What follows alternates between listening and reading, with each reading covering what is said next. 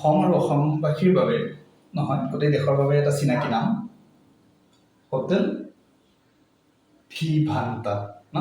খানাপাৰাত অৱস্থিত এই হোটেলখন 5 ষ্টাৰ হোটেল, আমি সকলোৱে জানো। বিভিন্ন ক্ষেত্ৰত বিভিন্ন প্ৰসংগত এইটো সংবাদ শিৰোনাম দখল কৰিয়ে থাকে। কিন্তু আমি প্ৰায় অসমীয়া মানুহে, সাংবাদিকসকলেও এইটো উচ্চাৰণ কি কৰোঁ? ভিভান্তা। কেৱল উচ্চাৰণে নহয়, আমি লিখোঁ ভ হস্ৰইকাৰ ভদাকাৰ ভিভান্তা, যিটো আচলতে ভুল। আমি অসমীয়া মানুহৰ এটা বাৰু ভিৰ উচ্চাৰণ ভ কৰোঁ, আই লাভ ইউ কৰি পেলাই, সেইটো ভুল এটা। ভিটোৰ উচ্চাৰণ আচলতে হ'ব লাগে ব। লাভা এণ্ড কুশ বুলি এটা মাজতে বিতৰ্ক হৈছিল, এইটো এটা বেলেগ প্ৰসংগ। এইটো হ'ব লাগে ভিভান্তা। আনকি হোটেলখনৰ গেটতে লিখি দিছে শুদ্ধ অসমীয়াত ভিভান্তা, ভিভান্তা নহয়, ভিভান্তা শুদ্ধকৈ কোৱা কৰক সাংবাদিকসকলেও।